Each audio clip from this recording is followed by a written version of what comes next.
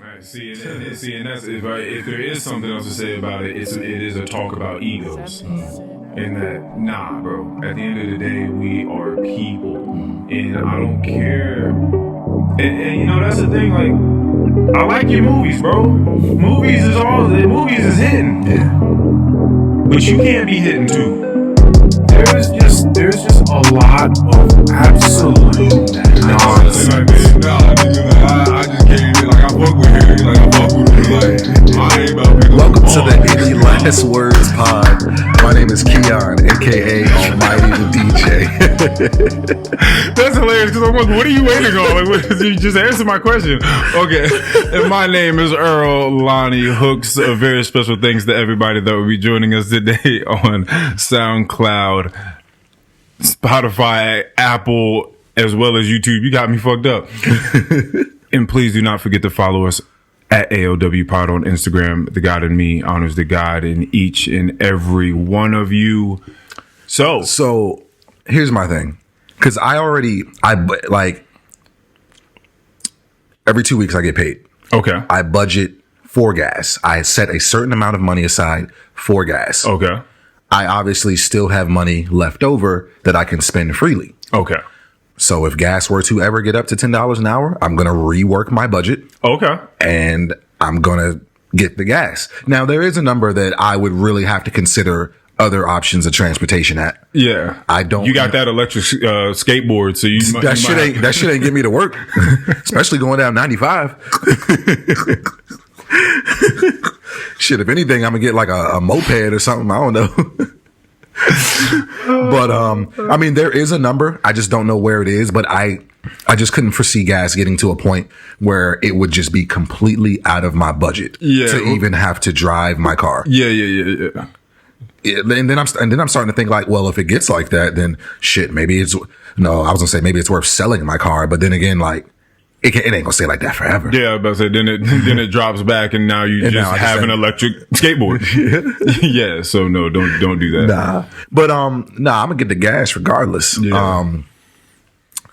Especially the fact that I'm still paying on my car. Like I'm gonna use it. Because I'm still paying for my vehicle. I'm going to use it. I'm about $800 away. Are you serious? Yeah. Congratulations. Yeah, I know.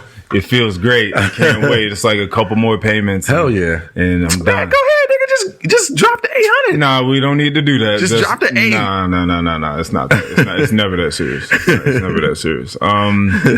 How are you today, sir? Man, I'm good. Today, I'm as much of an adult as I could possibly be. Okay. No, I'm just lying. But I did do some very adultery things. No, that's probably not a great word to use for that. I did a lot of adulting. That's what I'm trying to say. You did a lot of adultery today? Adulting. Adultery? I did a lot of adulting. You committed today. Adulterous acts is what you said? That's what you said? I thought it sounded right for a second, and then I realized what I actually said. No, I just did a lot of adulting today.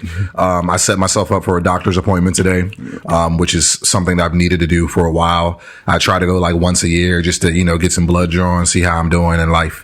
And it's been about a year and a half, so I definitely needed to make that appointment. Also my lovely fiance, she likes to push me towards these appointments because, as I've said before, she does not want our marriage to fail within the first couple of years because I died of something that could have been prevented. So, yes, it's very important. Yeah, something to think about. So, but it's also something to think about. Just like we're young, but we're not young. Yeah. You know what I'm saying? Like I'm 31. I think you're 31. I am 31. Welcome to the club, man. Stop to the 31 club. Stop. It's not a club. Really. But, I went to the doctor today just simply to get a checkup, get the blood drawn, let them tell me if my cholesterol's high or if something else is high, my blood pressure, whatever. But I was telling my doctor, I was like, doc, I didn't call him that, but nigga, why did you do you need to slow down? You just saying some shit today. Like, really, relax. So I'm telling him like, sometimes I wake up and my left ear just feels very clogged. You know what I'm saying? Okay. And, I'm telling him like, I use Q-tips, but honestly, I just feel like that shit just it gets some of the stuff, but it doesn't get everything. It just kind of pushes stuff in there. And he's like, well, Keion, that's very true. And I was telling him, I was thinking about going to a ENT doctor, which is an ear, nose, and throat doctor. If you didn't know, all that shit has a lot to do with each other. So there's one doctor that handles all that. But he was like, oh, that's not necessary. We can do an ear cleaning today. And I was like, oh yeah, bet. Yeah, let's do that. What's that like? So what they do is they bring this like pinkish purplish solution.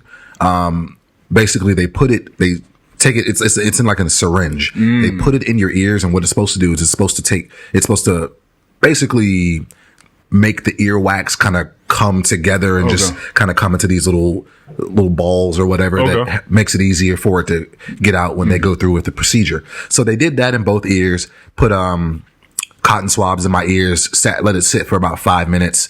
And then they came in, and I had to put like this little thing, like this little cup thing under my ear. It's designed to like fit under the ear, but it's like it's going to catch whatever comes out. Yeah.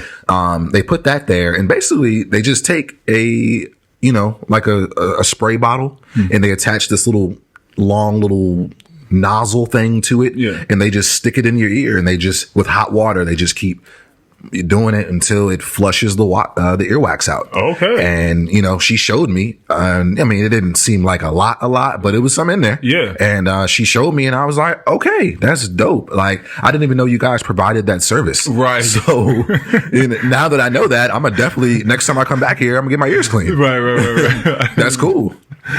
That's funny as hell. I wonder if, I can't wait to see if you wake up tomorrow and like if it feels any different. Yeah, he like asked me. He was like, "Do you feel anything differently?" And I was like, I don't think I do. Well, one, it's something that you feel like it's just in the morning. Yeah, like when when I've been laying down, for a while, I wake up and it's just like this left ear just seems like it's like muffled. Yeah. The hearing is like muffled. You know what I'm saying? Yeah. And it's not even every day. Don't get it, I don't want to get twisted. It's not like something that happens every single morning when I wake up, but it's something that happens often enough that I notice it. Yeah. So, I told them about that, and they got me right. Okay. And so while I was there, they asked me a bunch of COVID questions and stuff like that. Asked me if I got my booster, because they had me on file for having my other shots. And I was like, nah, I don't have that. And they asked me if I wanted to do that. I was like, you know what? Let's just get it out of the way. Let's just get it out of the way. That's why you said the full service. Oh, I ain't even done yet. I ain't even done yet. So they was also like, yeah, when's the last time you had a tetanus shot? And I was like, I have no fucking idea. Apparently you're supposed to get them every 10 years. And then I just had the nurse explain to me exactly what that is. Like I get the gist of it, but I just wanted to know. And she's like, basically if you ever get any sort of cuts or abrasions, there's already a solution inside of you that's going to fight off any potential infections and things like that. And I was like, all right, cool. I'm supposed to get it every 10 years. I'm sure that I have not had that done. Right. So, let's go ahead and do that. Okay. So yeah, man, I went in there, got the full service, got my ears clean, got my tetanus shot, got a COVID booster, got some blood work done, waiting for them to send me the results. But it was good. You know what I'm saying? It's stuff like that. As far as being an adult, you just feel good about just getting that type of stuff done. Yeah. You know what I'm saying? Just getting it out the way. It's like getting your car fixed. You know what I'm saying? Some maintenance on your vehicle. Yeah. Except it's maintenance on me. You know what I'm saying? Your vehicle. Yeah. Yes. Your original vehicle. My vessel. Yes. But like I said, as we're getting older, man, we just, even somebody like you that works out a lot, tends to take care of yourself, never hurts to just go see a professional. No, it does not. You know what I'm saying? I agree.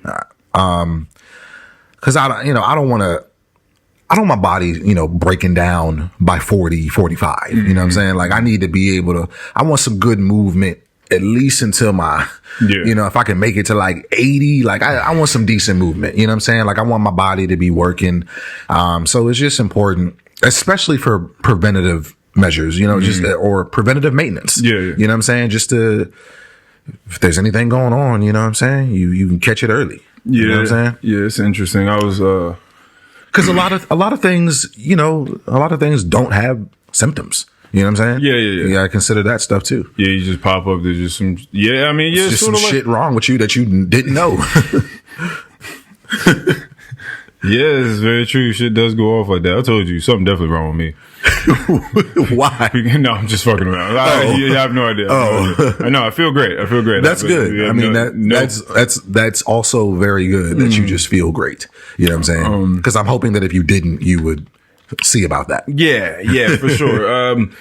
People too often just don't take good advice. Way too often. And a couple of people have put me on to Malcolm Gladwell. So the guy that I've been talking about from the Outliers book. And now I just got done reading Talking with Strangers, which is underneath this book here. And I listened to a couple of episodes of his podcast. And one was interesting that Uzima, my man from Congo, sent to me the other day. The Republic. Yes. And he was talking about the title of the episode is called Big Man Can't Shoot. Okay. And what I love about what he does, and mostly what I just love doing in life, and I'm going to do a little bit of it during this episode, I believe. It's probably going to happen, is I like storytelling. And I like it, one, because I think that we all see our lives through story. Okay. And we look into stories, films, or books and try to, or not even sometimes try to, sometimes we just see some of ourselves in the movie and some of the characters or some of the way things are playing out.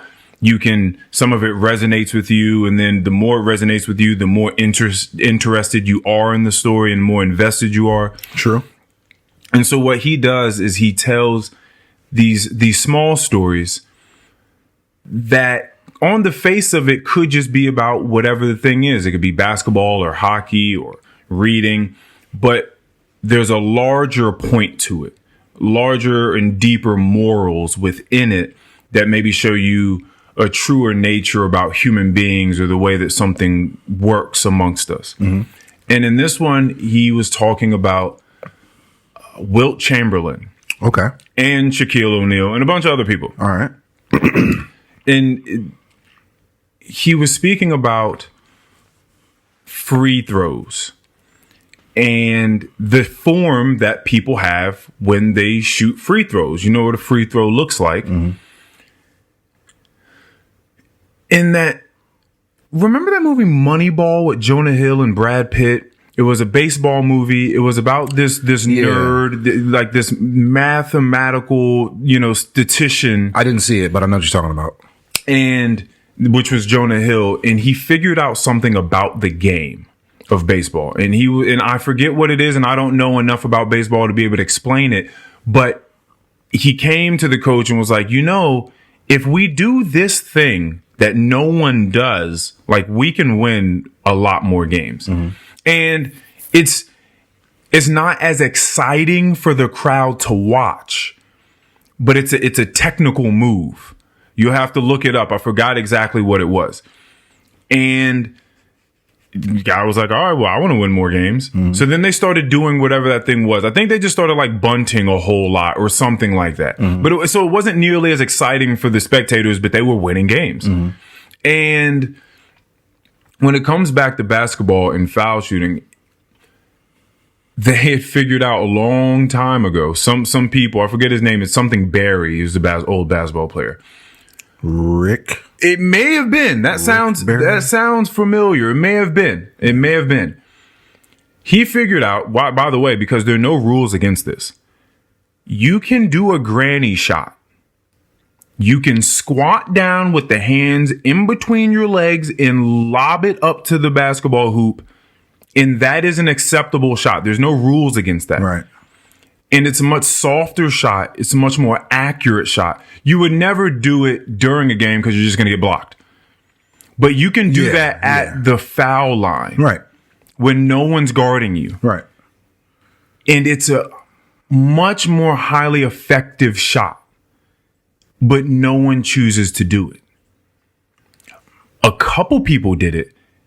And they became way better players than they were before. Simply they were making 2 times, 3 times the amount of shots, points per game because they were going to the foul line and making way more of their foul shots. Right.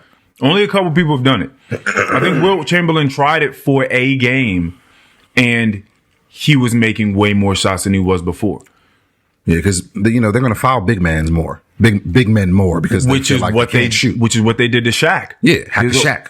We just gonna foul him. Mm-hmm. And he was like, "I'm not lobbing the ball. I'm not doing that, Granny. That's a sissy shot." Oh gosh.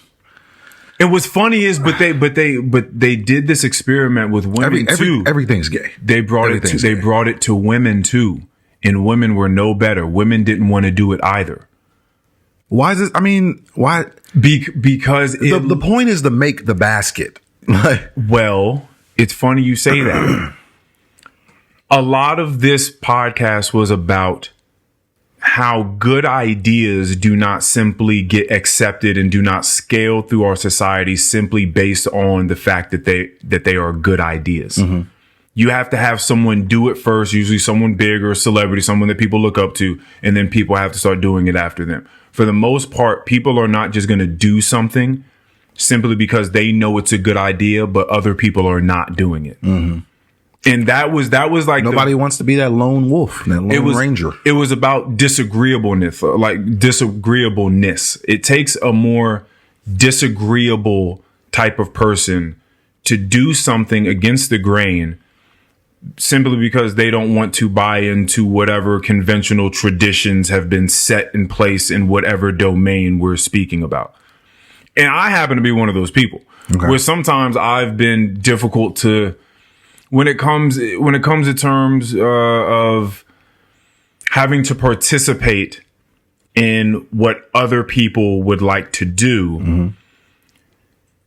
I can sometimes be difficult to work with because if I see an objective that needs to be fulfilled, I don't want to do what's traditional to get there if I think that what is traditional is a bad route to getting there. Mm-hmm. But most people are like, no, we just do it this way. But that way's bad. But it doesn't matter. That's what we do. Mm-hmm. That irks me. Okay. I don't like that idea of we just do it because clearly, I'm not a traditionalist. Like I don't like to just do things because we do them. I don't like that phrase, mm-hmm. especially if you can figure out a better way of accomplishing the thing. I was at my grandma's celebration. This isn't necessarily about accomplishing anything big, but this is an iota of what it is I'm talking about. There was a point where I wasn't wearing a coat. Mm-hmm. I was a little chilly. I decided I was going to go put on my coat. As I was going to get my coat to put it on, my aunt said, we're about to take pictures over here. You know me, I don't even care to just be running around and pose and take the picture. But I'm like, okay, it's fine. It's my grandma's celebration. I'm going to go fucking take the pictures. Take the pictures, man. It's not a big deal. I'm going to just go take the pictures and we can all smile, whatever. So I go over and I get the coat and I'm about to put the coat on. And she says, put the coat down. And I'm like, what do you mean? I'm going to be there in 1 second. I'm just going to pick the coat up and put it on. And she was like, no coats in the picture. Bro, you don't understand. I know that may seem like something small to people, but I don't like when people just make absolutely arbitrary rules about things. Why are there no coats? And then demand you to adhere to them for no reason. What are you talking about? No coats we don't put coats on in the picture. Just like, who said that? That's what I'm saying. Like, who told you this? Who made that up? Who indoctrinated you with this idea? Who told you this? Is this bad luck or something? What are you talking about? So it's a bunch of things like that I'm just like, oh my God, I don't want to participate in this dumb, arbitrary, made up shit. And it just so happens that a lot of things that people do are just like that. Yeah, I get that. So I found that to be extremely interesting, this podcast. I think it's the podcast by Malcolm Gladwell is called Revisionist History. Mm-hmm. And so that was really awesome. I recommend at least that episode. It was kind of cool. But I bring that up just just on the back end of what you were saying, because something is a good idea, like possibly go get checked out by a health professional and see how you're doing. You know what I mean? Doesn't mean that people are going to do it. I'm not speaking about me personally, right. But yeah, some people are like, yeah, no, that sounds really great. I'm just not going to do it. Last point about this, actually. I went hiking yesterday, right? How was that? With a new friend. It was awesome. It was a great time. It was to a place that I had been to before out in Shenandoah National Park. It's called Overall Run Loop. Shout out to Duty, Mikhail, and the lovely lady. We all went there like back in September, I believe. Beautiful place. Awesome waterfalls you get to see, touch. Awesome summit. Beautiful sights. I'm going to post something on Instagram. What's up with Big Devil Stairs? First of all, don't say it like I'm intimidated at all, because that wouldn't be nearly the most grueling hike that I've been on. I'll do it. It just doesn't seem that enticing. Because it's all like downhill, right? Well, I think you start going downhill and then it's out and back. So you walk back up it. And that's fine if there were great sights to see. Mm-hmm. But unlike Little Devil Stairs, there isn't a running waterfall the entire way up. Right. There isn't I don't believe that there's an awesome summit that overlooks the mountains. If I'm not mistaken, I think there was one towards the middle of the hike, but the hike doesn't necessarily end there. Right. You have to continue through whatever the hell is after that as well. Yeah. So I'll check it out. I'll check, because I've probably done hikes and trails that are less awesome than that. So I'll definitely check it out. All right. But the point I'm getting to is, I was telling this person when we got out of our cars and we were getting ready, I'm sitting there and I'm adjusting my trekking poles and stuff. Did this person have poles? No. No, they did not. And I was sitting there telling them everything that I learned about trekking poles, that all these different things, that it gives you stability. Clearly, you got to cross rivers or whatever it is. It gives you stability. I think of it as the arms that Doc Ock from Spider-Man had. Mm-hmm. That's how I feel when I'm using them. Arm stilts. Straight back. Exactly. It helps you breathe because you're standing up. Because you're standing up straight. It gives you're burning way more calories, and you're getting an upper body workout as well, because now you have point of contact with your shoulders and your arms with the ground. Great for your joints coming down when you're descending from a mountain and you're constantly stopping momentum. You now can, them joints. I mean, look, I thought, what hike was that when I rolled my ankle twice coming down the mountain? I think that was Old Rag. Was that Old Rag? That was Old Rag. I rolled my shit twice coming down the mountain. I remember it too. And I was like, bro, because it happens real fast.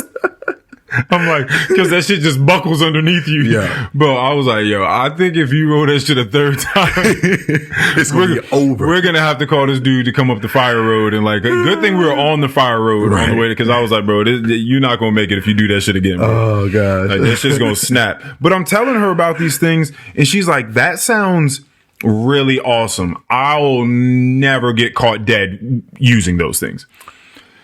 And I was like, was it embarrassment? Yeah, it's like, you got trekking poles. It's a sissy way of doing things, I guess, because you're using assistance, right? And another thing that you're not doing by using trekking poles is constantly arching your back. Yeah, definitely. Right. Yeah, so So I said these things to her because I had an extra pair on me at the time. I was just like, hey, you can use these. She was just like, no, I'm good. And I was like, all right, man, that's completely fine. It's no big deal. So she admitted that all those things were awesome. She did not know about any of those things, and that she might think about getting them someday. And you had a free pair. And a free pair ready to go. She was like, no, I'm didn't good. even want to give it a shot. She was like, no, won't be caught dead with those in my hands. They were just going to be like a studio audience coming along for the hike, laughing at her the entire time. So again, it was a great time. We had a bunch of super awesome conversation throughout it. I learned a lot about her. She learned a lot about me, but she was not fucking with it. So again, Good ideas do not just scale simply because they are good ideas. Now, granted, I don't have trekking poles and I enjoy a good hike. However, you offer me an extra pair that you got, I'm going to use them. Yes, I got you doing that. I believe you when you say that. That's all I had on the back end of your doctor's office trip. I wanted to ask you, then you went and saw Jordan B. Peterson not too long ago. I did. And you haven't said shit about it. No, I have not. That has not come up in conversation. You ready to do this? Yeah. I made some observations. Okay.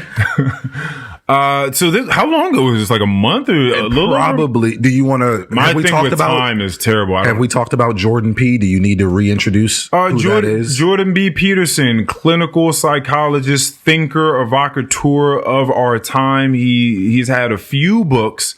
One of them is 12 Rules for Life, which is awesome self-help psychology book. I mean, it's what's awesome about it is he's giving people rules for how to pick themselves up out of the despair in their lives and better orient themselves with the world. And they're just like simple rules, but then he gives so much like science and history and psychology that backs all this up. Go ahead. I'm sorry. I'm about to fuck you up here for a second. Okay. I need to backtrack real quick to my appointment. Okay. But I want you to talk about this because I've been thinking about it because you haven't said anything about it. So the nurse asked me. This is hilarious. This is a hilarious backtrack. All right. Yeah, I'm sorry. The nurse asked me something when I first got into the room. She asked me, have I felt any sort of symptoms of depression lately? Asked me if, have I had suicidal thoughts? All those types of things. And granted, I definitely have not had any suicidal thoughts. Great song by Biggie Smalls, by the way. Yeah. Great song. But it makes me wonder, like, how does one differentiate depression from just maybe being down? You know what I'm saying? Feeling like shit, feeling like, you haven't done enough. You haven't progressed. You just being really hard on yourself. You know what I'm saying? Because I think the average person goes through that. You know what I'm saying? You're hard on yourself. You're feeling bad about something. Something's got you down and out, but you're not necessarily depressed. Like, I need to take medication for this.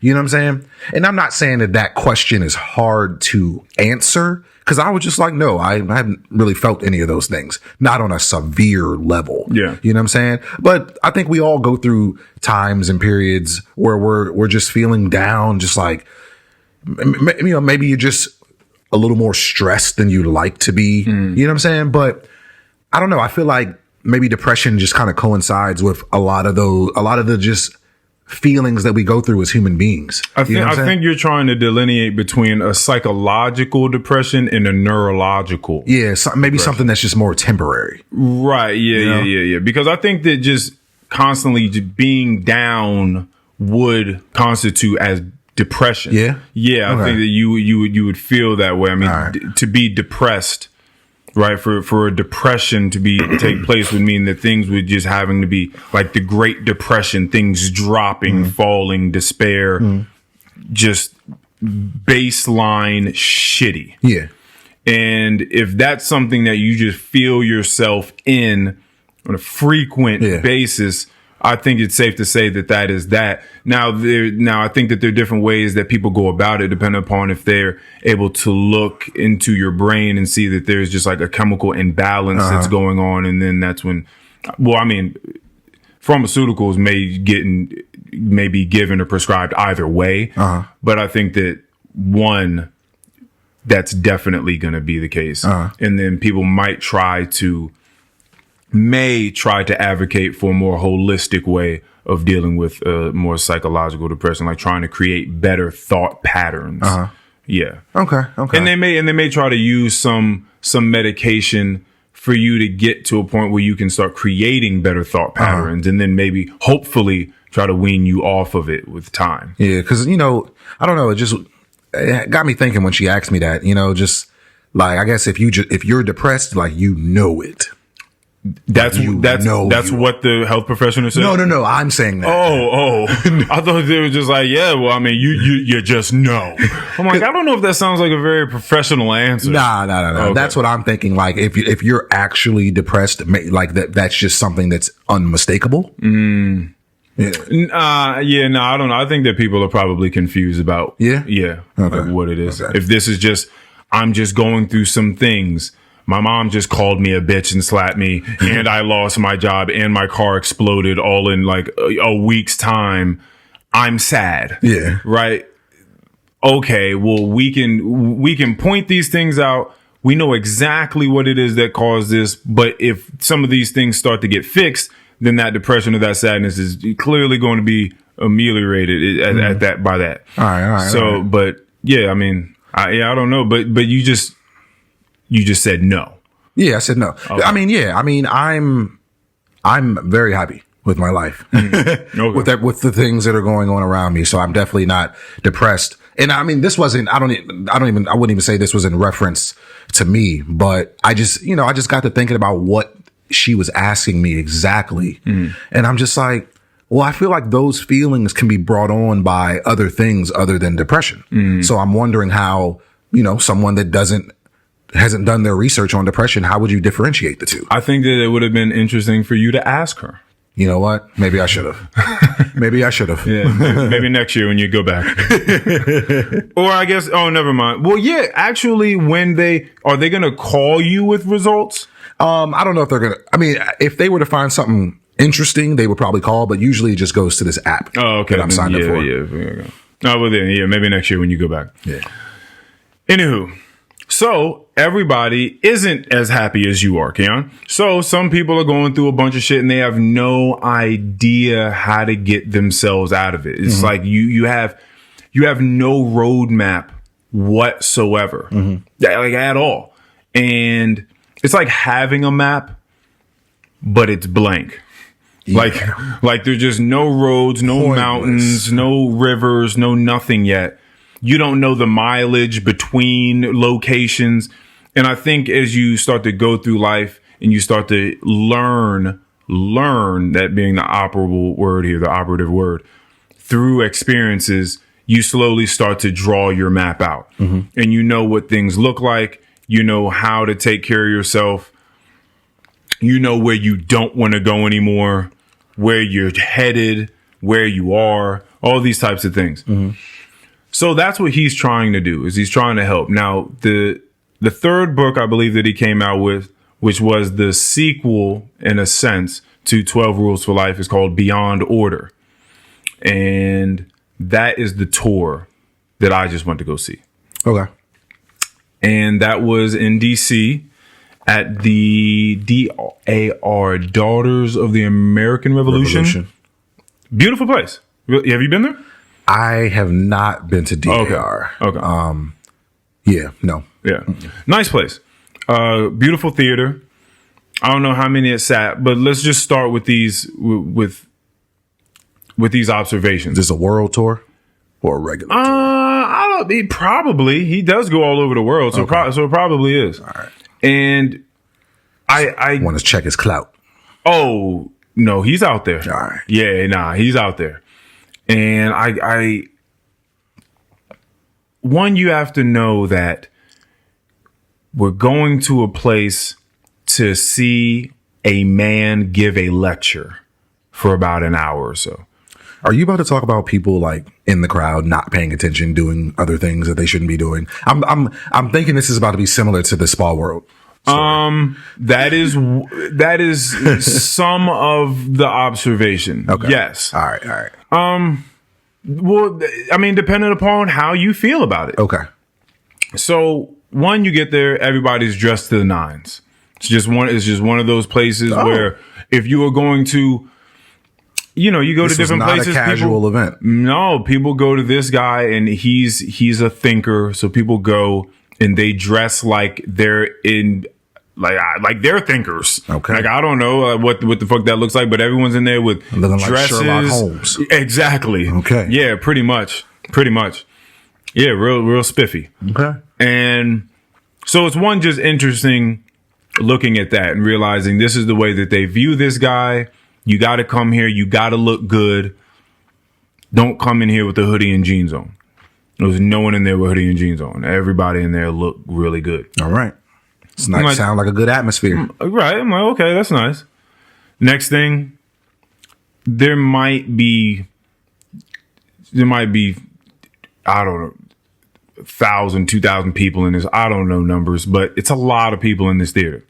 Easily 16 people of color. Right? Interesting. Okay. I don't really know. I mean, there's some things to say about that one. They probably just don't know who this guy is. They don't listen to him. I wouldn't know who he is if you didn't tell me. Exactly. So that was the next observation. Okay. Interesting. Continue on. We get inside and there are people lined up. Now, again, I'm old and washed up and I take things too seriously. There's a line for the bar. And there are people getting, their liquor, their beers. And I'm like, I'm thinking, you're here to listen to arguably one of the most profound thinkers that you all listen to. If you really follow this guy, you read his books, you watch YouTube videos, you've been watching his lectures, because he's been a professor. He was a professor in Canada for a very, very long time before he was angsted out of his job for that. I believe it's called the C-16 bill that was put through legislation that compelled people to use pronouns.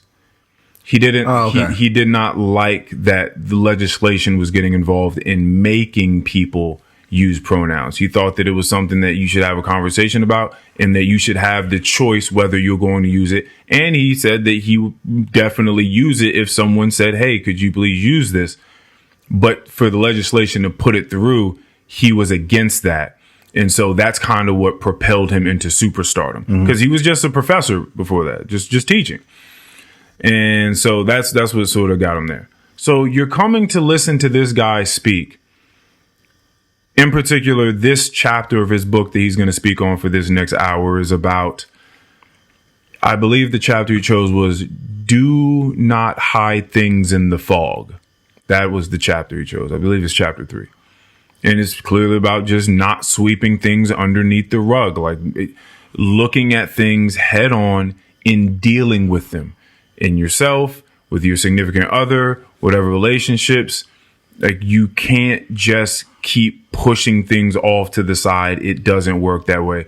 And what he does is he gives a different lecture every night, meaning he'll start with the idea in his mind and then he'll just try to think his way through it. So he tries to think about new ways of conceptualizing whatever he wrote this chapter on. Okay. So when you say every lecture is different, you mean like what, like every part of the tour, it's something off the dome? Yes. Oh, wow. Let's go freestyling it. Yeah. I love those people. John Mayer is one of those types of people too, where he'll go, and I mean, he'll play a lot of the same songs, but he always tries to incorporate something different into, and that it keeps him fresh. It keeps him on his toes. Like, he tries to do something different with his guitar playing and tries to make it interesting for every city. And I appreciate that. So that's what we're there to do. And you're getting alcohol. And I'm thinking, this does not make you a better listener. This does not make you pay more attention drinking those 2 shots of cognac that you have in your hand, or drinking that 22-ounce beer that you just got, or whatever the case. Like, there's not going to help your cognitive functioning here. And if you're to sit around at a party and that's what you want to do, like, that's fine. And by the way, I don't even listen. I got what I got out of it, which, by the way, wasn't really much, because he didn't really say much that I didn't already hear from him or know. Mm-hmm. So I was just really there to observe other things at that point. But I'm looking at these people drinking, and I'm not. So go ahead, because you had something to say about that. Well, no, I'm not necessarily disagreeing with you. Cause that's going to slow down your cognitive functions for sure. But I don't know. What about the people that feel as if they're better versions of themselves when they've had a couple? What about the people that feel like they're better versions of themselves? Better in what way? Well, I have to believe that. Now, maybe I'm just thinking about people that are just addicted. Maybe they're alcoholics, people that just feel as if they have to have a drink in order to really settle themselves and get into a place in which they feel as if they can really take in the information. And I get what you're saying, that drinking alcohol is actually supposed to do the opposite.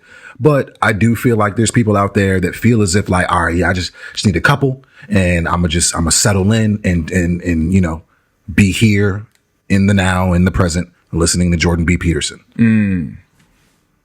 That's interesting because, there's this thing called myopia. This was talked about in Talking with Strangers by Malcolm Gladwell.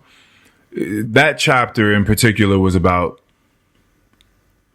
it was about blacking out, but it was a whole lot about college raping. Oh, okay. And I mean, was anybody in there really like tossing them back? Like, was there an intermission? I wasn't looking at people that deeply. Like, I mean, I was focused on him. I just saw, but as people were coming in and seating while we were waiting on him to come out to the stage, I just saw people going up there with all their drinks and stuff like that. So I'm not thinking about people getting completely shit faced. Yeah. Like it's a concert. Now I'm also thinking about the fact that maybe just like you, a lot of those people are really into Jordan B. Peterson. They've seen it. They've read the books. They feel as if they get the gist of what he's going to say, but maybe they just wanted to see him in person and they didn't mind having a couple of drinks. Maybe they weren't there to just to be super focused on just listen intently on everything that he was saying. And that's where I come into the same thing that I said when I came in here last week about people respecting time. And I have to take accountability for knowing how I cherish things and know that other people sometimes don't give a shit about the things that I'm talking about. So that's completely fine. You're right. Some people could be in there and be like, yeah, just as long as I get the gist of what he's talking about, that's completely fine.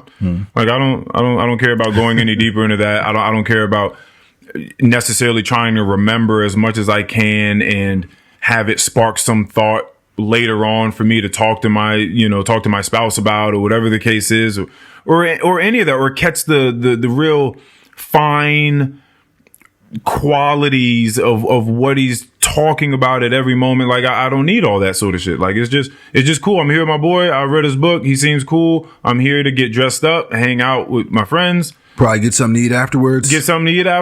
We're in DC. Like, yeah, for sure. So again, if you don't, you are completely right, Keion.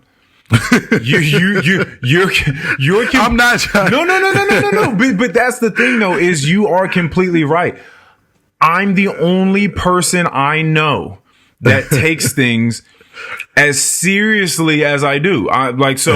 So you're right. If you don't really care for all of that, then you're right. You can do all of those things, but it's the same exact reason why I don't drink or smoke at all anymore. Right? Because you may be thinking we can do what Malcolm Gladwell does. We can just map this onto a bigger thing or a more specific thing, depending upon how you want to look at it. That is about the nature of people. We're talking about drinking at the Jordan B. Peterson lecture, but we can just talk about drinking or doing drugs or doing anything that disinhibits you or that sort of narrows your scope, but not in a good way, right?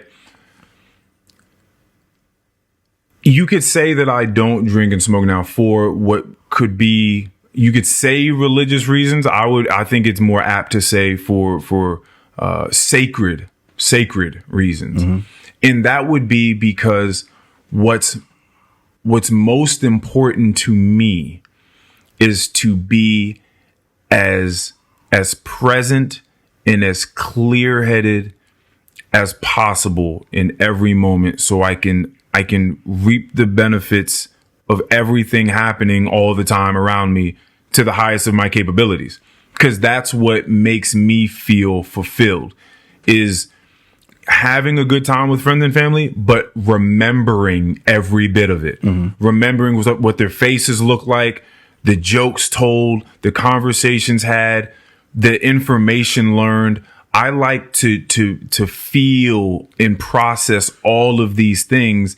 And I know that if I do these things that take me further away from that, then I can't do those things. So if you don't care about those things that I just listed as much as I do, then you don't care about drinking and smoking. You would do that because it doesn't matter to you to grasp those moments and to learn from those moments and to use those moments as sources of productive propagation. Like if that's the case, then it doesn't matter. So you're right. It doesn't matter if it doesn't matter to you. So that's really all I'm getting at. I should have honestly, I could have just ended all this with, couldn't be me though. That's really what I should have said. Like, very cool, you guys are doing your thing. Couldn't be me though. I guess I should have just said that. So that was my observation about people drinking. All right. You gonna when the day comes, when that wedding day comes, you gonna have a champagne toast? No. No, I'm just gonna drink my glass of water.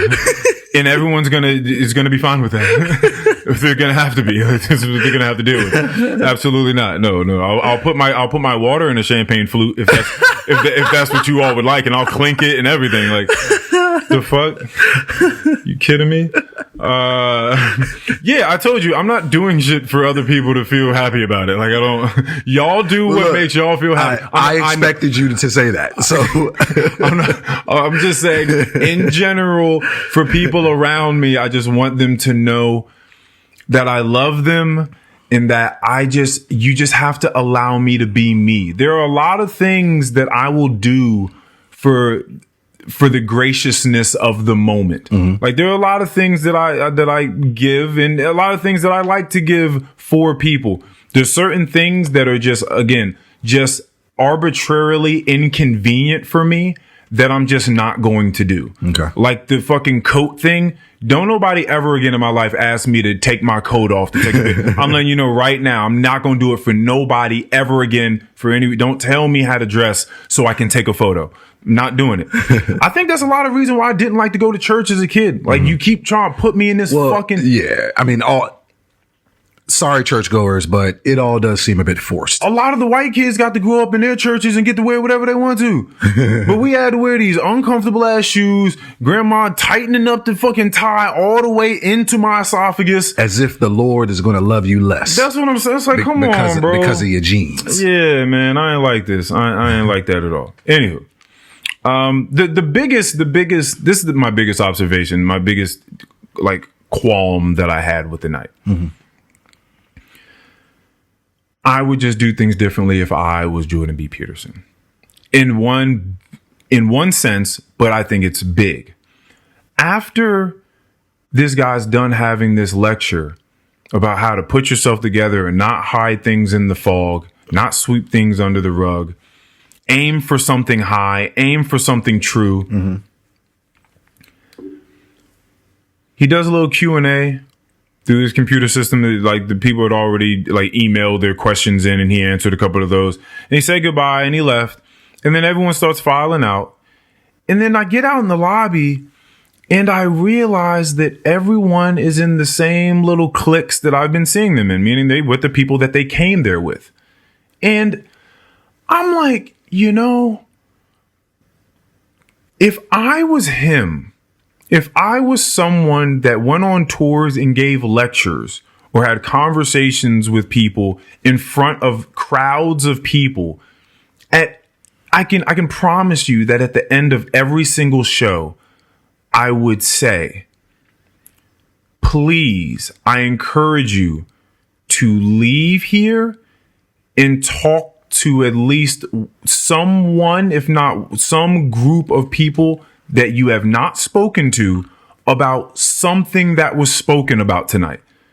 Did you take it upon yourself to do that? No, this was a conversation with the person that I came with on the ride home. because I'm going through all these different observations. Okay.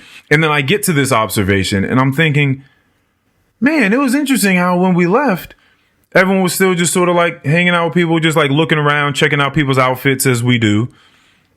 But no one was really like talking about like the content with anyone. Like we walked to the bathroom, we were in the bathrooms, we came out of the bathrooms, we went into the lobby, hung out a little bit more. Like we didn't see any of that intermingling happening. And I thought, if you were as powerful as he is in that stage, because if you're the performer of any sort, you could be him, you could be Lizzo. If you're up there on stage and you tell the crowd to do something, chances are they're going to do it. Right. And I just thought, I wonder why people that do this don't recommend to the crowd to speak amongst themselves about some of the content. Like this is extremely deep content. This is content about how we as human beings relate to one another and the world as a whole. And we come here to listen to this guy who, again, we watch his content, we read his books, but yet there's no conversation amongst people. I find that interesting at the very least. Mm-hmm.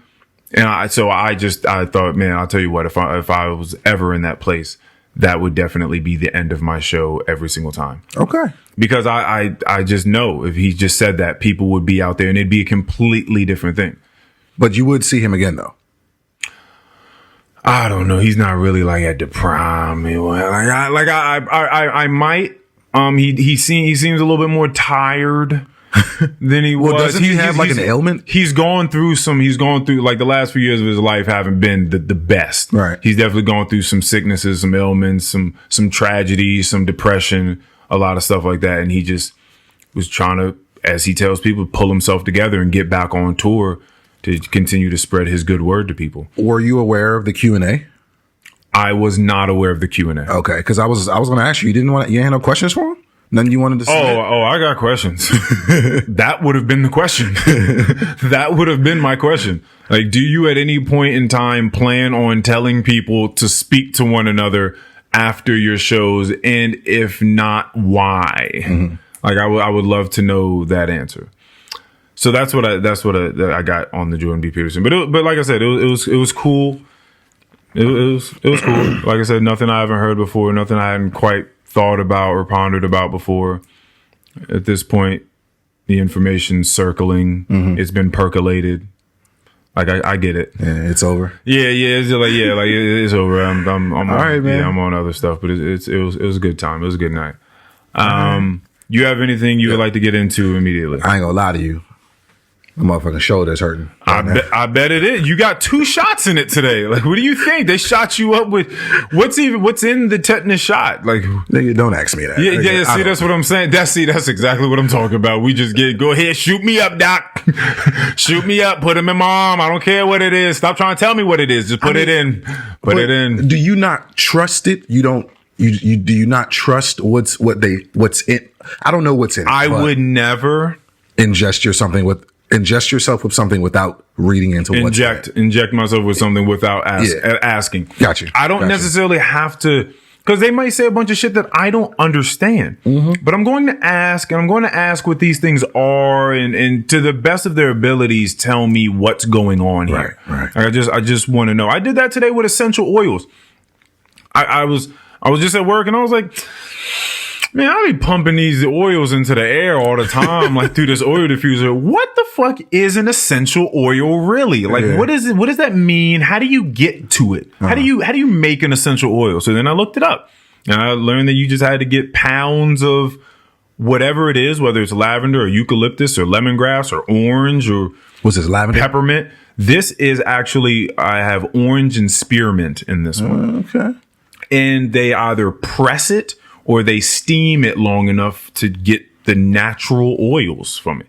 Okay. And it takes a lot of any of those ingredients to get drops of essential oils from it. Yeah, like they're out there pressing a whole lot of oranges, right, and steaming a whole lot of spearmint for us to have these smells lingering through here right now. Is spearmint a thing? I thought that was just like a flavor. Is that? I think it's a spearmint. I don't have any advice. It's just a different kind of mint. Yeah, like a verbena mint. Okay. Yeah, like they're different. I just thought there are a lot of plants. mint was mint. But that's because you're uncultured. No, there are a lot agriculturally, sure. Yeah. No, there's tons of plants out here. Yeah. Did I tell you that I'm going out of town in a couple weeks? No. So You want to see Jordan Peterson? No. Oh, okay. No, I'm not.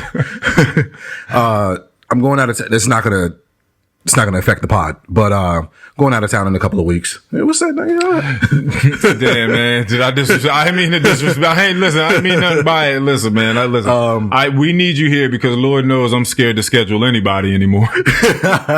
Right. I don't know who's gonna come through anymore. But yeah, me and my lady were taking a trip up to Philly, to Philadelphia for one particular reason, to celebrate. To see the Liberty Bell. Fuck no. Okay. I mean, if that happens, it happens, but that's not why we're going. Just celebrating another, year around the sun of being together. So we chose to go up to Philly, but I chose Philly for one particular reason. Me and her are maybe her more than me, but we're both Harry Potter nerds. They've got this Harry Potter exhibit at the Franklin Institute. Jeez Louise. That we're gonna go to. No cosplay, nothing like that. We're not that deep. But yeah, I'm actually really excited to jump into the wizarding world. You're not going to bring a wand? Like you're not, No. you wait. So because there will be a gift shop, you're not going to purchase. Oh no. Yeah. Things will be purchased, but I'm not going in there. You going to buy a hat and a wand? I don't know what I'm gonna buy. All right. I don't know I'll what I'm tell you gonna what, if you buy something that you can wave around or put on your body, I want to see what it is. In matter of fact, you may have to come wear it for an episode. If you buy, bro, come on, son. If you buy a cloak, I could get the sorting hat. You could get the sorting hat or the cloak. What was the cloak? Or the cloak. I forgot what the cloak was called. The one that makes him like invisible. Invisible, yeah. I don't know if it was just called an invisibility cloak or if it was something different. Are you super excited for the origin story of Dumbledore? Hold on. Is that a new movie starring Jude Law? Yes, it is. I feel like I've heard about it. Oh, okay. You ain't seen the preview yet. I don't think I've seen the preview yet. I did rewatch Fantastic Beasts and Where to Find Them a few days ago. I don't know what that is. It's from the wizarding world of Harry Potter. Oh, okay. Which one was this? When did hold on a second. That was in the series, like the regular series? No, this was a separate movie. But still written by J.K. Rowling. Oh, but it don't got none of the main characters. No, I don't think it has any of the I know that I think there's a young Dumbledore because there's two of them. I've seen both, but I rewatched the first one. I think there's a young Dumbledore in the second one. Okay. But none of the people that you're used to seeing, Harry Potter doesn't show up. Yeah. Nothing like that. He's done with that. No, yeah. He's done. Hopefully. He's done. He don't want to do that no more. I mean, nigga gonna make money off that for the rest of his life. Exactly. So he don't need to do nothing. Yeah. I feel sad for characters like Malfoy. Because I feel like he just goes places and people treat him like shit. Yeah. Like, it sucks to just be typecast as a dickhead because then I really feel like people take that to heart and they see you in real life. You're like, you little bitch. Yeah. It's like, bro, that's not me, son. Fucking bleach blonde head. Right, yeah. Bitch ass nigga. Like, I really feel like that happens. I feel bad. He might be a nice guy. You gonna run up on my nigga Harry like that? Run up on me though, nigga. Bro, pull up your pants. Harry Potter over everything over here. That's crazy. That's crazy. But yeah, we're going to go to this Harry Potter exhibit, which we're both pretty excited for. Can't to see what they got up in there. You know what I'm saying? Yeah. It's probably going to be like magic. I hope so. Yeah, I imagine. I hope it's magical. They have to. Like for it to go in there and it just kind of like be like a bland exhibit. It'd be like, I hope not. Yeah. I mean, from the pictures that I've seen, it seems like it's going to be something that's pretty cool. And it's also, it's the Franklin Institute is a museum. Okay. But they've got this whole thing with the Harry Potter thing going on right now. So we're going actually after the museum is closed and only the Harry Potter exhibit is going to be open. So, I think it's like a 2-hour time slot. So we're just going, go in there. They've got interactive exhibits, things that you can touch and do, blah, blah, blah. You're going to have to pick up a wand and do a spell, nigga. I promise. But if not, that's whack. I want to do a spell. So you just want me to pick up a wand and say those words. What are those words? I think it's like expecto patronum. Yeah, something like that. Something like that. Something like that. Yeah. Expect more petroleum. Yeah, that one. You just want me to do it just because? Yeah, man. I don't know if you're trying to play me right now or not. Bro, if I was, listen, okay, I'm a Sherlock Holmes nerd. So let me try to level with you here since you think I'm just playing you.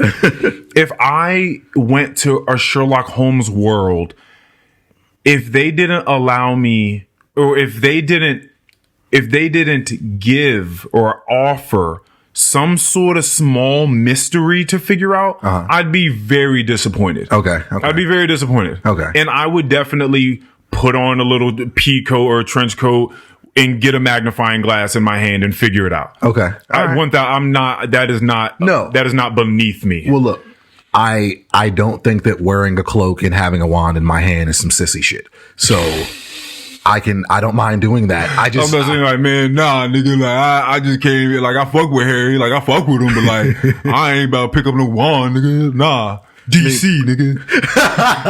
DC in the house, nigga. Fuck y'all talking about.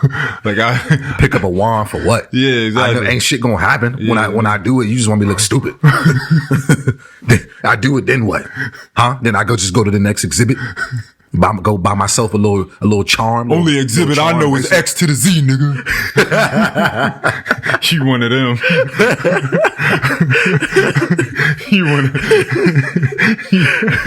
you X to the Z. What's he up to? He's still pimping people's rides? I hope not. I hope he's moved on from that. Okay. Don't nobody want no fucking goldfish in their back seat. Don't nobody want that shit. That shit was a tragedy. I can't get behind stuff like that. Like, come on, man. Oh god. Niggas got a disco ball instead of a headlight. That's when people started putting like TVs in the back of their headrests, but it was a 2-seater. Yeah, just ridiculous. So, no one's seeing this. So what are you talking about? So yeah, we're definitely, that's the main reason why that's the whole reason why I chose Philly to begin with. But obviously it's Philly. We're going to find stuff to do. Definitely going to get a cheese steak. Got to. My girl's a big fan of like frozen alcoholic drinks. So we're going to go to they got a Fat Tuesdays out there that we're going to hit up. Philly cheesesteak. I had this conversation with my parents, and this is all I'm saying. I don't want to disrespect anyone. Okay. We know of a place called Mario's. Yes, we do.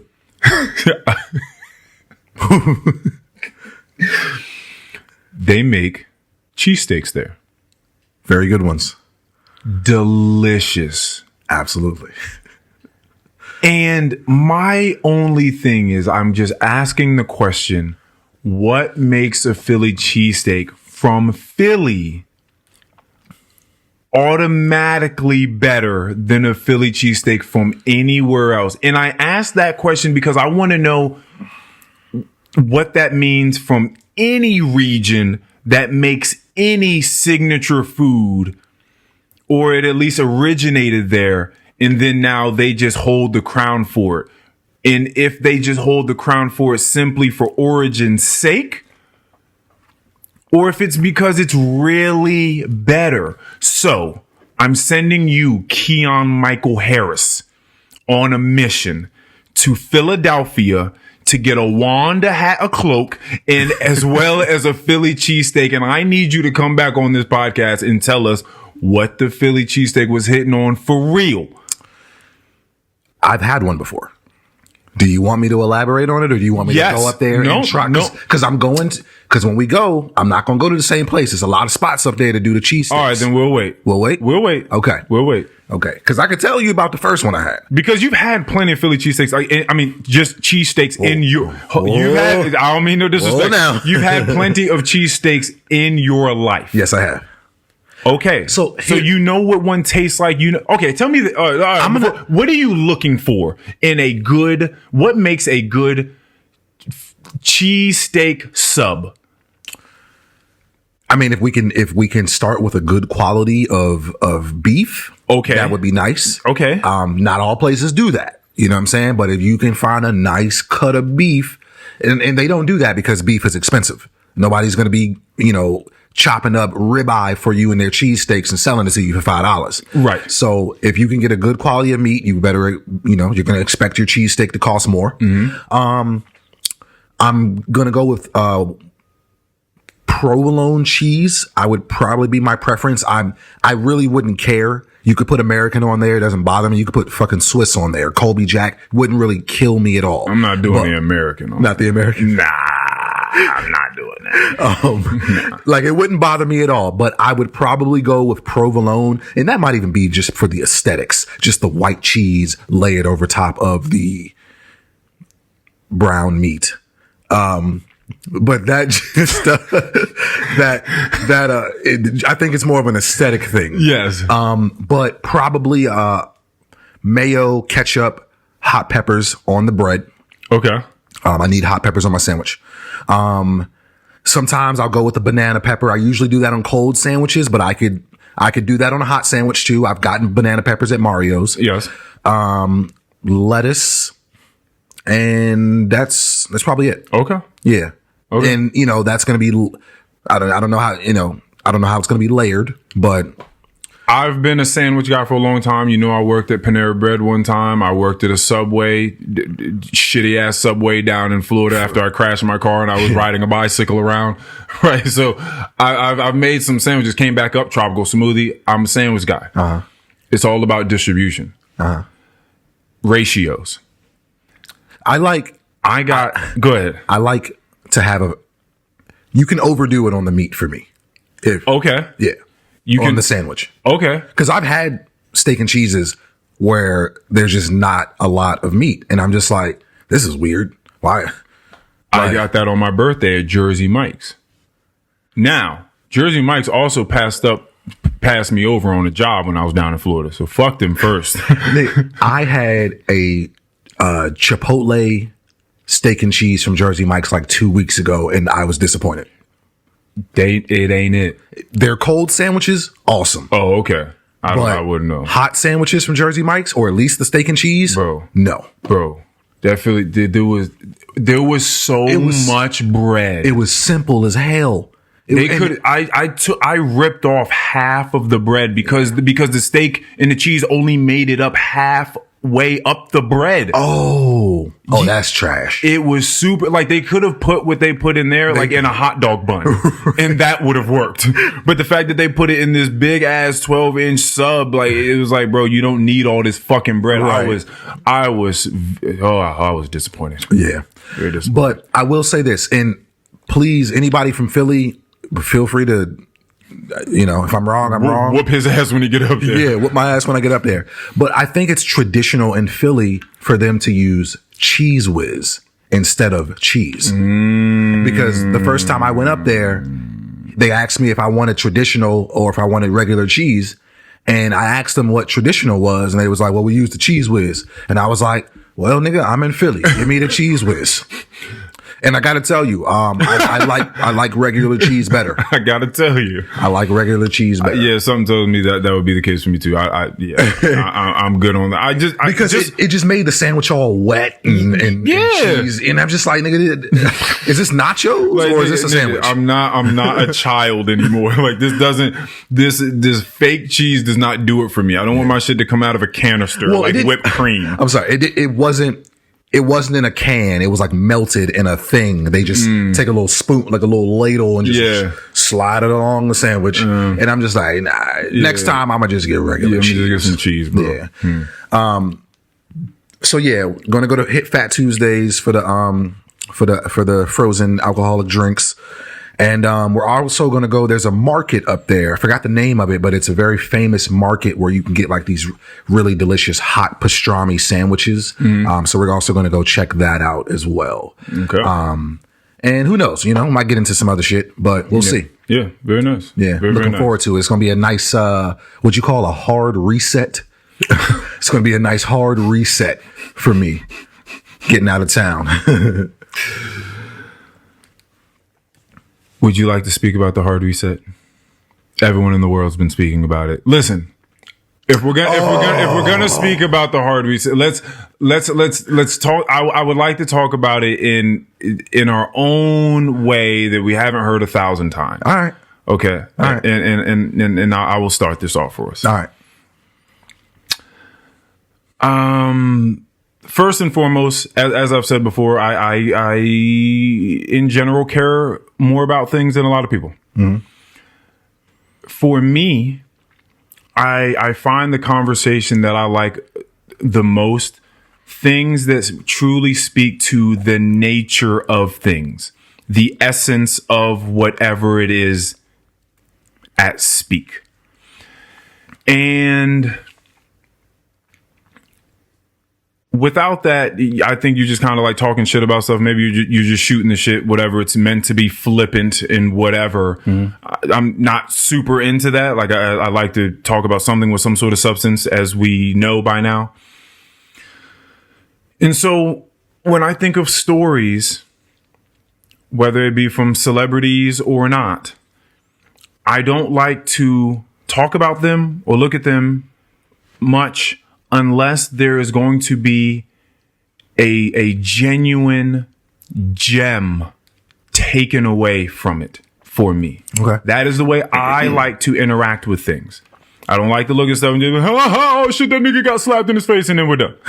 Right? I like to take something away from it that will help me better my vision, that will help refine my way to some degree, even if it's just a small sanding of a corner in what my statue is of life. Mm-hmm. Right? That's fine. I'm going to start with a story. You don't have to pitch in to this story at all. Do I know it? Yes. Okay. You do not have to say a word. You can just smile. Okay. If you would like to. But can I say something if I want to? Of course. Okay. Absolutely. All right. This story is about an old friend of ours. Okay. That was what the hard reset was about. Mm-hmm. There was a point in time when this gentleman of ours slowly started to drift away from me, who had been friends with him for a very, very long time, in the way that we were. And by the way, I should probably preface this story with, all I'm going to state are just facts and observations. This is in no way, shape, or form to put anyone down at all. This is just the way that I look at story. Mm. And he slowly started to drift away from me, the group. Didn't do anything to harm this guy. We only ever tried to support him as far as I was concerned. In more than one way. In more than one way. I've been friends with this guy since I was in 4th grade. Mm-hmm. Right? Like we were, there was a point in time where I looked up to him. Like I legitimately, in every way, like I was looking up to this guy. I was like, damn, this motherfucker got like, this motherfucker got facial hair.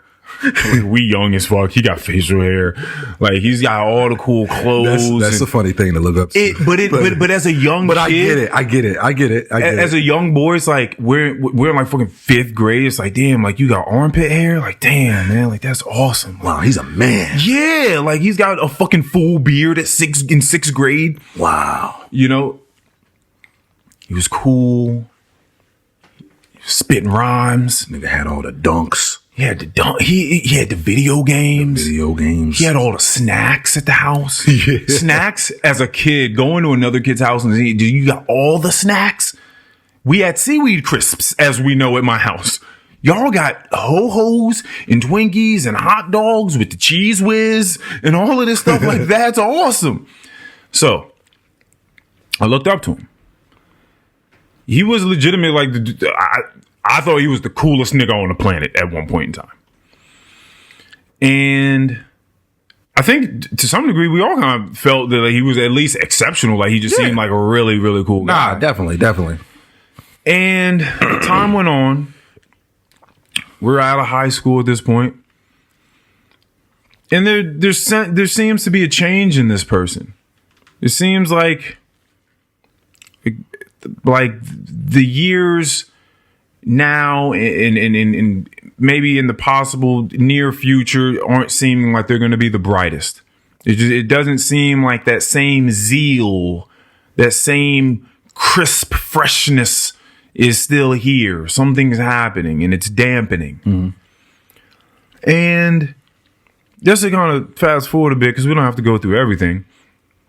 This person ends up with an other. I'm not going to say it's a significant other. I guess it's significant in some ways, but an other.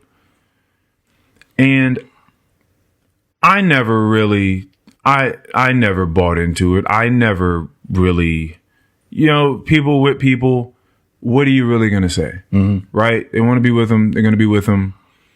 I never thought that it was anything cool, right? For lack of a better term, I didn't think it was awesome, mm-hmm. really. Mm-hmm. Not much to say there. I think it was known in other ways, or it was sort of expressed in certain ways, like maybe not necessarily wanting to be around, not really asking too many questions about this person, mm-hmm. right? Mm-hmm. So you kind of catch the vibes, like, well, you don't really fuck with this person, but you're with them, so you're with them. And it seems that along with their union came a disbandment with us. Right. It seemed like that was the case. Right. You're choosing this person. We're just over here now. And that, it is what it is. We get older. There was a point in time where I would have never thought that would have been the case with this person. Shit, I went through a little phase of that myself. Yes, you did. I mean, you came back around. Yeah, and I don't think it was nearly as catastrophic. No, but I definitely went through a phase of that myself. Yeah. So it happens. Yeah, sometimes people get with people and leave everyone that they ever knew behind. Yeah. And it's not until that person wrongs them and they break up that the person tries to come back. Yeah. Anywho, so this person is disbanding from the band. He's trying to go solo, mm-hmm. or at least start this duet with this person, doing a duet with this other person. And it was this sort of relationship where this person would disrespect our old friend on the internet. Mm-hmm. They would just say things, and I don't know how normal this is in relationships. I don't know. It's normal for a lot of people. Right. So you get on there, sometimes you at them, sometimes you just say subliminals talking shit about your significant other. I'll tell you what, without having to say too many words, couldn't be me though. Right? Okay. Interesting. Not for me, but that's what this person is choosing to do. Okay. Enough time goes by where we're really not hanging out with this person at all. We're really not seeing them at all. Mm-hmm. They live a clean 17 minutes away from most of us. Uh-huh. Never seeing them. And then now the story I'm going to recite is the best of my recollection as told to me from the source, this person mm-hmm. I'm speaking about. Mm-hmm. So I'm not just pulling this out of my ass. Whoa. Just a real quiet whoa. This person, our old friend, let's call him Bailey. Bailey was away from all of his friends. And what do you do when you're away from all your friends? You just start getting in touch with random people. Mm-hmm.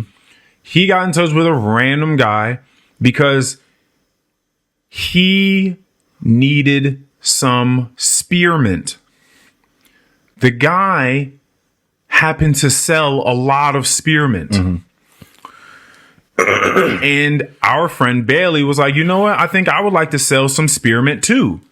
Is there any way that I could have some of your spearmint to sell to some people that I know love spearmint? Mm-hmm. Guy said, yeah, sure. Now, Bailey said to him, I don't actually have the money on me right now. Is there any way you could front me this spearmint? I will go give it to my friends. I will bring you the money back soon. The guy says, sure, I'll do you that solid. Here, have as much spearmint as you want. And he gives it to him, and Bailey leaves. Week goes by, 2 weeks goes by. Bailey has not brought back the money from the spearmint that he has now distributed. The guy gives him a call and says, hey, man, remember that spearmint that I had given you with no upfront money from you? Well, I need the money back that you promised me. Right. And the long and short of it is Bailey said, man, fuck you, nigga. You gonna get it when you get it. Okay. Right. I think this was a series of conversations or it was a series of texts. But at the end of the day, he said, man, fuck you. Like, you gonna get it when I give it to you. All right. Now, you don't know this guy really. So you don't really know what he's capable of. What he's capable of. How if he takes things like that lightly or not. It turns out he doesn't take things like that lightly. It's the or not. Mm-hmm. So this guy finds an informant that works within Bailey's job to screenshot Bailey's schedule. That's crazy. He gets Bailey's schedule. That's a lot of effort. It's a lot of effort. But really not much if you just kind of know someone. It's like, hey, man, can you go over there and take a picture of that real quick? Send that over to me. Oh, thanks. It's really not. It could really take all of 5 minutes. Mm-hmm. He gets the schedule. He knows what time Bailey gets off of work. Bailey is being picked up from this significant other. Mm-hmm. They are driving home and they don't realize that there's a car that's taken every left and every right behind them, tailing them closely behind. That's a hell of a life. You getting tailed by vehicles, nigga. What are you into? That's a nigga. If I ever tell you a story about me getting tailed, you're gonna have to help me rework my life. Like, who, nigga, I'm getting followed? Am I part of a conspiracy? Like, that's wild.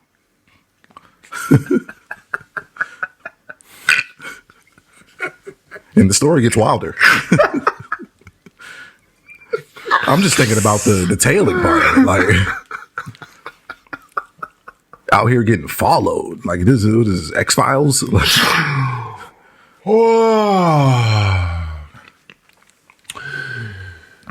TX Files. So they drive into their parking space. Mm. They get home. They park in between two cars. There's now a car to their left and a car to their right. A car pulls up behind their car.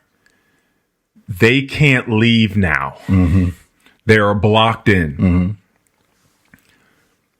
I believe they step out of the car. 3 men also step out of the car that has just conveniently or inconveniently parked right behind them with masks on and weapons, bats, I believe. And they start swinging the bats and hitting Bailey hard with the bats. Mm-hmm. Now, this is where the story gets a little mixed up. I don't know how many times he gets hit. He's able to escape somehow. We don't know if the bats were aluminum, wood. Yeah, we don't know anything about that. We just know he got hit because I saw what the collision had done. So the person got hit, it took off. Now, supposedly, this part of the story is clearly only being told from the significant other. She says that she was roughed, maybe pushed or slapped or something. Somebody did or said something to her that she did not like. She didn't appreciate it. She didn't take it lightly. Mm-hmm. So when it came time for those two, Bailey and his girlfriend, to reconvene after this light jumping that took place, first thing is, well, I'm going to call the niggas up. So he then tries to come and find us. We were not about that life for various reasons. Mm-hmm. One, because the story was told as I just told it, and it's your fault. Yeah. You want us to come defend your fuck shit? Secondly, it's not my life, dude. That's not what I'm saying. When I say it's not my life, I mean, I am a nice guy. It's just not, I'm not in the streets like that. Yeah. It would really have to take something pretty wild in order for that to be the case. And this just doesn't happen to be it. And keep in mind, you've disbanded. So it's interesting that this is coming about now. Mm-hmm. This significant other of Bailey's is on record saying that he needs to get his ass back out there in those streets and fight for his and her honor. Mm-hmm. Okay? And I've told this whole story really to get to this point. I remember thinking when I heard that, you're the damn devil. I would never, ever want to be with someone that was telling me to get up and go fight for our honor. Mm-hmm. This is not that. This is, you are not seeing the world clearly. This is not how you handle this. First of all, it's my fault in the first place. I put us in this situation. And this is not how you further this situation. Because the next thing is a gun. Right. After that, after I get back out there, the next thing is a gun. Or it's just me going back out there and getting my ass whooped again. Yeah. And how many times do I have to go back and fight for my honor before the honors we're done with? we're done. There's no more honor left. I couldn't be with someone that even them not even saying it, that even if they didn't say it, but we're just hanging out and they give me a glance like I'm a bitch for not going out and defending the honor of me and them or whatever that is, whatever this weird fucking idea of honor is in this situation. I don't want that. I need someone that is secure in themselves, secure in what it is we have going on, and has a clear head about what our objective in life is. And that going out there in the streets and trying to figure this thing out there is nowhere near our goals in life. Mm-hmm. This does not align with trying to become a better person and create a sustainable life for us. Mm-hmm. This ain't that. Right. And we need to be able to say that. It's the same thing I talked about many episodes ago. I'll take us back to school for just a second. That problem solving and how it's applicable to everyday life, but they don't teach it like that. I wish teachers would. Teach it like this. Sally and Sam go to a party. They bring 5 pizzas. 3 of them are pepperoni. 2 of them are cheese. They each cost $5. They also bring sodas, 3 sodas. The sodas cost $1.75 each. Mm-hmm. How much money did they spend in pizzas? Your teacher should have been telling you, read the entire problem. Figure out what they're asking you Go through and find out the extraneous information, the things that do not belong, that are only going to muddle up the problem solving in your mind. Get those out of the way. What doesn't matter here is the fact that they brought sodas, how much the sodas cost, and what the different types of pizzas were. All I asked you was how much money was spent on pizzas. Mm-hmm. The pizzas were $5 each. I said they were $5. There you go. You do the math. If you don't know that, yo. Anywho, that's what matters there. We need, as humans, to be able to walk through our daily lives and discard the distractions at a moment's notice. Because the world that we live in today, it ain't nothing but distractions. Mad distractions. And people are so inundated with them every day. You wake up, very first thing you pick up your phone and start looking at distractions. Mm-hmm. And it's so pathological. It's so fucked up these days that people look at the distractions and they have a mirror image of what reality is. And they think that all the distractions is the main course. Mm-hmm. I like that. That's how fucked up shit is. So we have to go through life and be able to discard the distractions at a moment's notice and know what it is we're doing here. I'm not going back out in the street and messing with these dudes and getting killed for our honor or whatever it is you're talking about. Right. When I see Chris Rock tell a joke on the stage at the Oscars and Will Smith laugh at it, look over, see that Jada ain't laughing too hard, and then get up, walk over there, and smack the shit out of Chris Rock for telling a G.I. Jane joke. That was slightly deeper than it was because we didn't know about the alopecia. And walk off like he's him from the Wild Wild West. And then come sit down and then scream, bro, there's a lot wrong with this picture.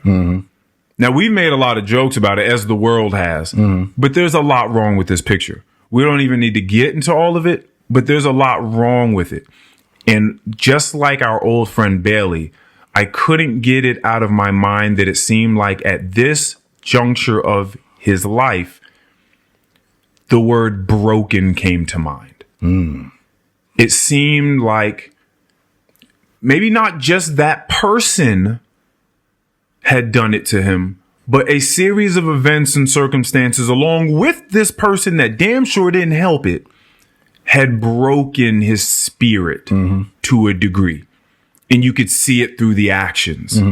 Because, again, we knew this person for a long time, and that wasn't him. Right.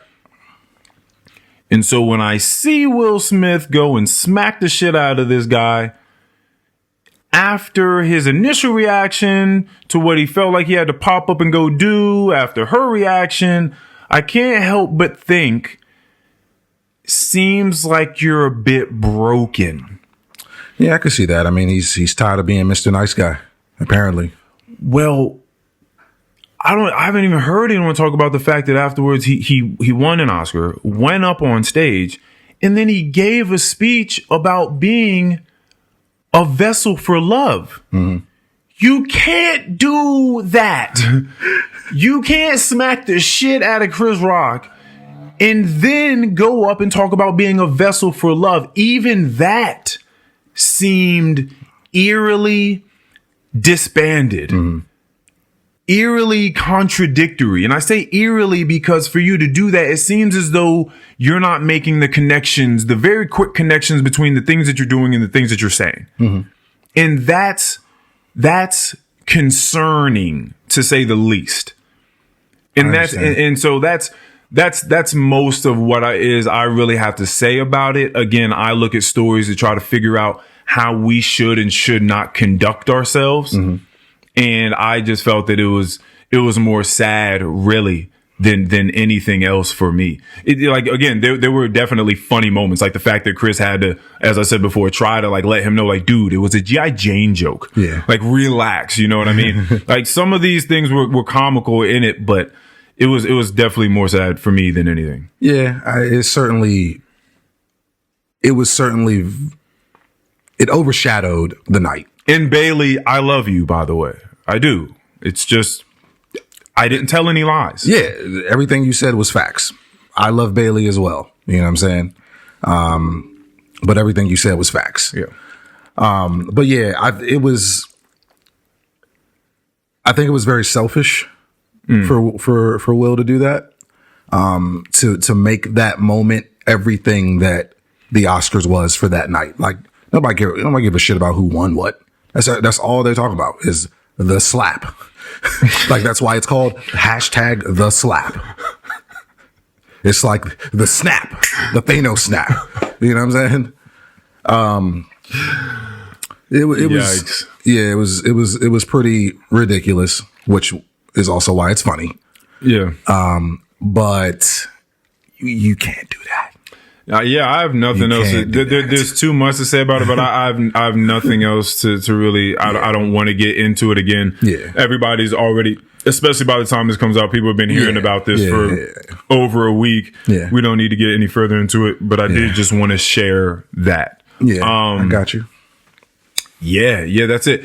You know, and we even have friends, by the way, that in the chat. Some jokes, maybe some others not quite jokes. Some truth sprinkled in jokes, like you can be a gentleman all you want, but sometimes you got to know when you got to knock a motherfucker out. Mm-hmm. Like some quotes like this.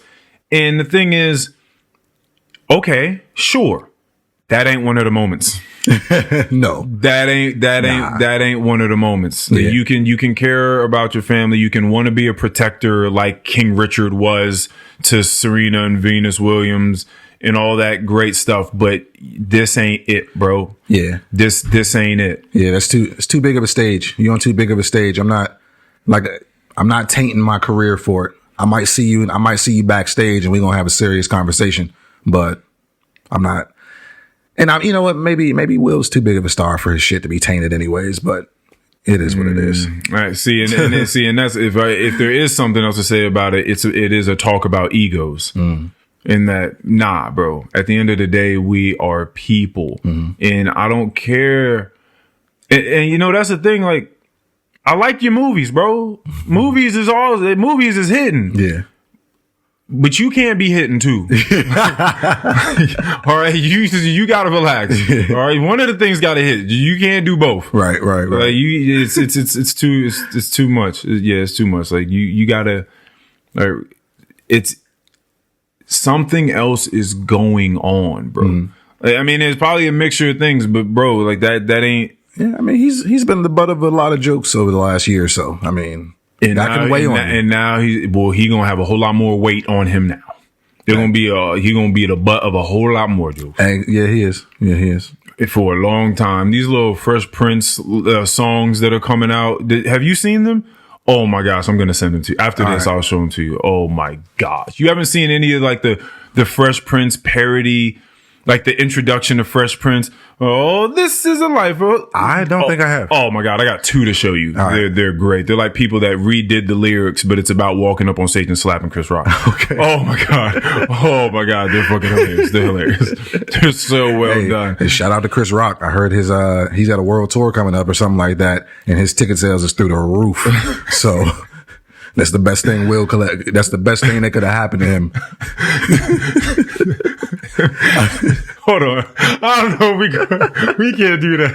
Him getting slapped by Will Smith is the best thing that could have happened to him. For his ticket sales. That's crazy. That's crazy. Is there where we at?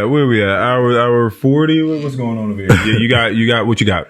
You got anything else that you feel like you need to talk about? This has been fun. This has been a good time. Yeah, I'm ready to wrap it up. What my last words is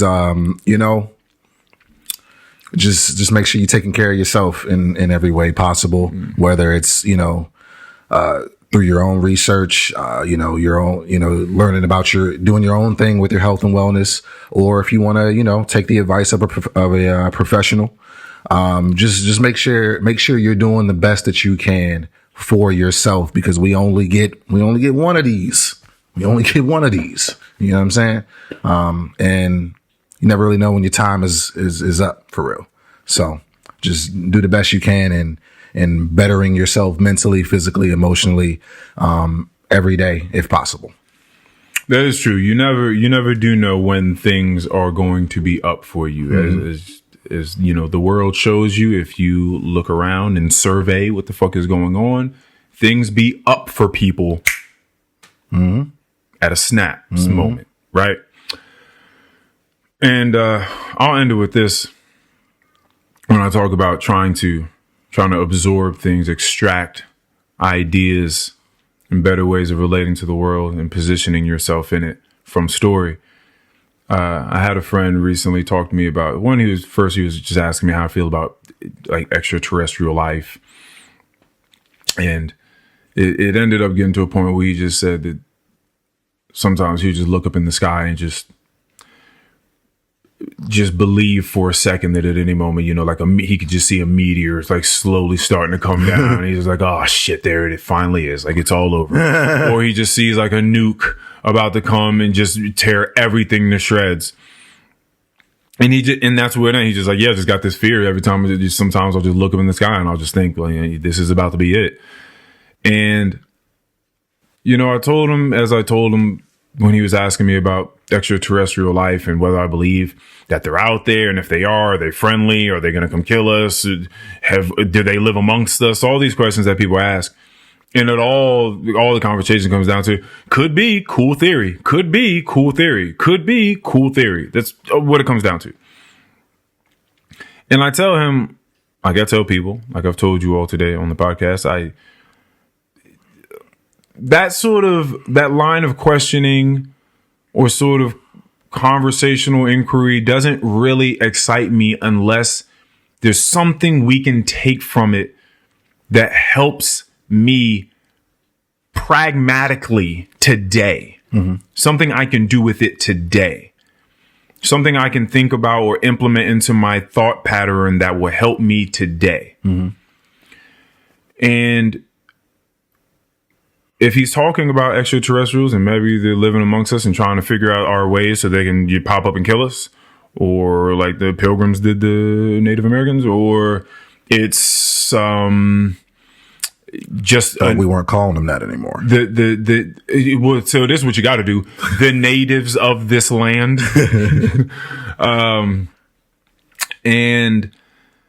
or it's a bomb or a meteor coming down to blow everything to smithereens. I don't see the utility in that unless you then say, well, if that is the case, and you do truly have a grasp on the fact that things are quite that fleeting and quite that fragile for us as humans, then what does that mean about the way I want to live today?